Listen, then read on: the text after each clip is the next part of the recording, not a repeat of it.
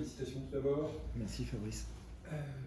Qu'est-ce qui a fait la différence? Qu'est-ce qui était nouveau ce soir par rapport aux 16 précédentes journées? Enfin, on dit quelques bons matchs notamment. Le fait d'être mené et pas mené, peut-être ça qui fait la différence.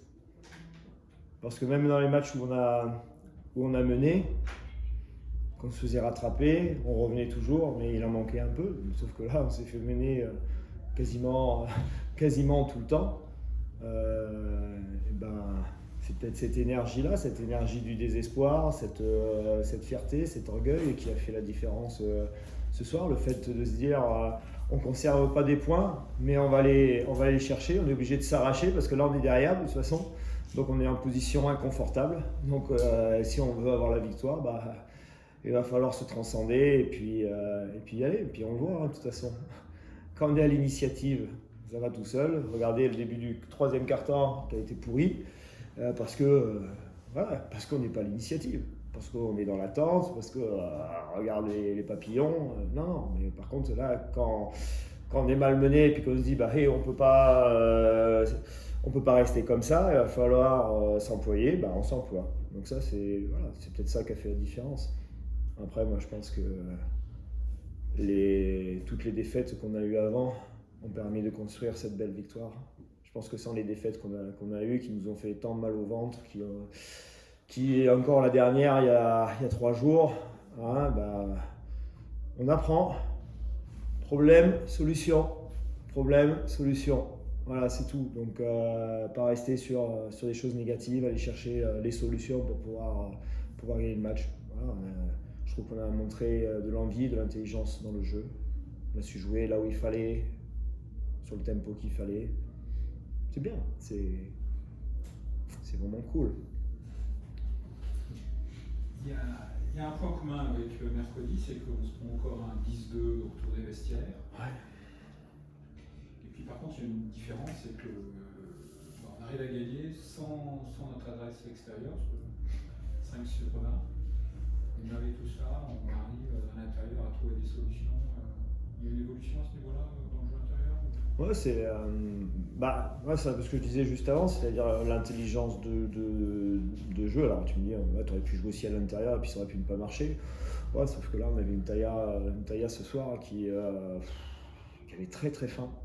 Très très fin, qui avait, je crois qu'aussi le challenge de jouer une fille aussi grande que Tadic, ça l'intéressait. Je ne sais plus si c'est hier ou avant-hier, on avait déjà envoyé des messages, si on pouvait la jouer comme ça, et pourquoi on la jouerait pas comme ça, etc. Donc elle était déjà à fond dans son match il y a 2 jours, donc j'ai bien senti que c'était sur elle qu'il fallait jouer, et puis en effet, sur l'adresse, de toute façon, ce que je dis à la mi-temps, j'étais content à la mi-temps là, de me retrouver à -2. -2 avec 27% de réussite au tir, écoute, c'est du jamais vu. On devrait être. Pas sur la qualité de jeu, parce que les choix, à la limite, c'était pas mauvais. Les choix n'étaient pas mauvais. C'est juste qu'il manquait totalement de réussite. Alors voilà, je dis aux filles, vous revenez sur vos standards à 45% de réussite et on pliera le match. Il fallait juste faire ça, il fallait pas s'affoler, rester cool. Maintenant, je comprends pas, sur la sortie du vestiaire, écoute, je pense que la seule solution, c'est qu'on retourne pas au vestiaire. Moi, je vois pas d'autre chose. Mais non, mais parce que de toute façon, à chaque fois, ou soit, faut que j'arrête de leur dire, attention, il va se passer ça. Parce qu'à chaque fois, je leur dis, attention, il va se passer ça, machin truc, ou il faut faire ça, on fait à l'envers, tu vois. On met un truc en place dans le vestiaire, première défense, on le fait pas. On dit jouer en rythme, en attaque, au retour des vestiaires, mais vraiment, même en sur-régime, pour booster le truc, tu vois. Je pense qu'il y a un problème de définition sur le sur-régime, quoi. Donc voilà, on est encore hyper perfectible, toi. Après, derrière, le message il est beaucoup mieux passé, et puis on le voit.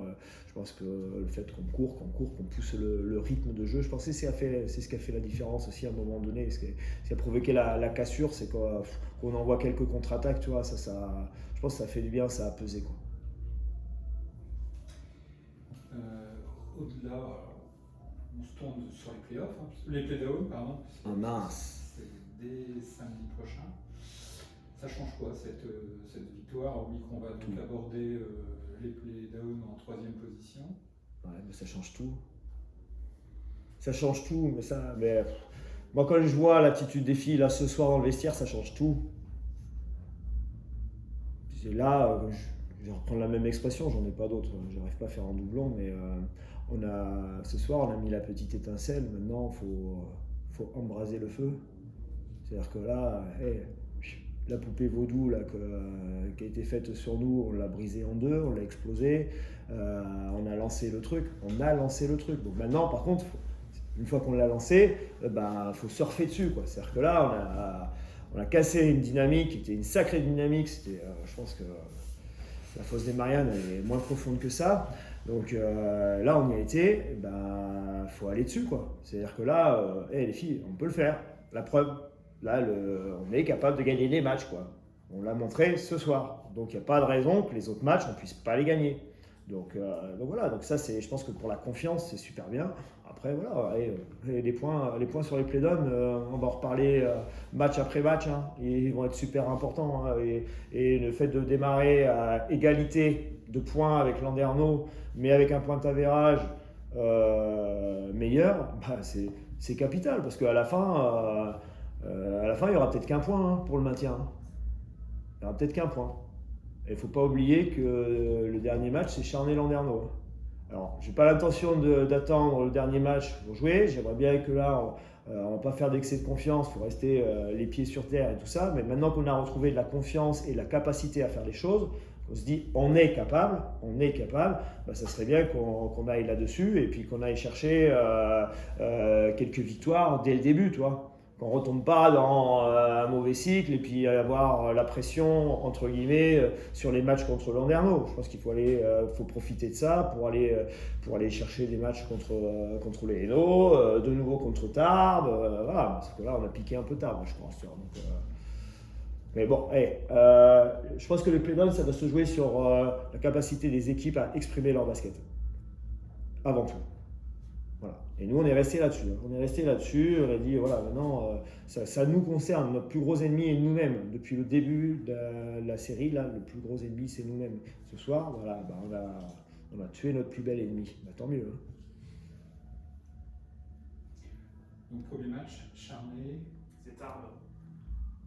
C'est Charnay-Tarbes. C'est Charnay-Tarbes, samedi 2 novembre. Ok, merci. Mathieu, justement, j'aborde déjà un petit peu ce qui va arriver la semaine prochaine. Donc vous rejouez Tarbes, ouais. Et ensuite vous jouez les 3 équipes en déplacement. Oui. De mémoire, ça sera Saint-Amand, Landerneau et à Tarbes. Oui, c'est ça. Et donc de démarrer des play-downs en rejouant l'équipe que vous venez de battre avant un road trip de 3 matchs. Est-ce que c'est une situation idéale quand on vient de battre justement cet adversaire, ou est-ce que au contraire on se dit on va jouer une équipe qui va peut-être s'adapter, et en plus derrière on a 3 déplacements, donc ce match va peut-être dicter ce qui va se passer après. Ouais, écoute, c'est exactement. Après, la situation, je la trouve pas hyper confortable par rapport surtout aux 3 déplacements. Après, tu me dis, ouais, t'as 3 déplacements, mais t'as 2 réceptions. Donc là où c'est à la fin que ça va se jouer, bon, limite, si on arrive à faire 1 ou 2 coups en déplacement, à la limite, ça sert pas mal, quoi. Mais après, le fait de rejouer Tarbes tout de suite, il va falloir qu'on trouve un peu là où elles vont vouloir nous piéger, là où elles vont vouloir appuyer, et puis après c'est sur le terrain que ça va se passer. Hein. Tu peux préparer des trucs et machin et tout, la capacité des joueuses à s'adapter aux situations, quoi, hein. Et puis à certaines joueuses de Tarbes qui vont vouloir prendre des revanches. C'est un nouveau match, mais il y aura une dimension tactique, mais il ne faut pas non plus faire verser dans le mélodrame de la tactique des coachs et tout ça. Les actrices, c'est celles qui sont sur le terrain déjà, avant tout, et nous, on ne va pas révolutionner notre basket en 4 jours de travail, 4-5 jours de travail, quoi. Donc on va essayer de continuer à apprendre de ce qui n'a pas super bien marché, rapidement ça, et puis surtout voir ce qui a fonctionné et dire, voilà, vu que ça a fonctionné comme ça, qu'est-ce que lui pourrait mettre en place. C'est là où nous, il va falloir qu'on soit, rigoureux ou pertinent, voilà, pertinent sur ce que peut faire Tarbes, ou ce qu'elle a l'habitude de faire Tarbes, toi, peut-être sur certains trucs. Je ne dirais pas là tout de suite parce que. Juste un dernier point me concernant. Il y a eu plusieurs matchs ces derniers temps qui se sont terminés où on avait l'impression que tes joueuses manquaient un petit peu de fraîcheur, de lucidité. Et j'ai eu l'impression que ce soir, ça a été complètement l'inverse. C'est l'équipe adverse qui a manqué de fraîcheur, qui a manqué de lucidité aussi. Est-ce que c'est l'approche des échéances importantes ou l'enchaînement des défaites, comme tu l'as dit, qui font qu'au bout d'un moment, on tire des conclusions de ce qui a manqué peut-être les fois précédentes? Ou autre chose qui pourrait être le fait de renverser une situation et de se retrouver boosté par cette énergie-là et l'envie d'aller jusqu'au bout avec cet écart favorable jusqu'au bout. Moi, personnellement, je trouve qu'il n'y a pas eu en tant que tel de manque de fraîcheur sur les défaites. Il y a eu des manques d'attitude. Tu vois, c'est un peu différent. C'est-à-dire que je pense qu'on pouvait continuer à jouer derrière, ça ne posait pas de problème. Par contre, je pense que dès qu'on se retrouve dans des situations défavorables, angoissantes, on a tendance à plonger en termes d'énergie au lieu de dire eh ben, on en remet un coup et puis on y va. Et on le voit là, tu vois. Tu regardes le troisième quart-temps, début du troisième, tu dis qu'est-ce qu'il y a, elles sont fatiguées, elles courent plus, elles défendent plus, elles sont amorphes.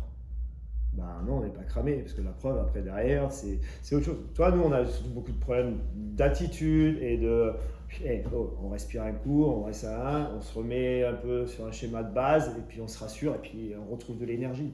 Bon, c'est un groupe qui a besoin de jouer avec de l'énergie. Je comprends même pas qu'on puisse des fois jouer en marchant.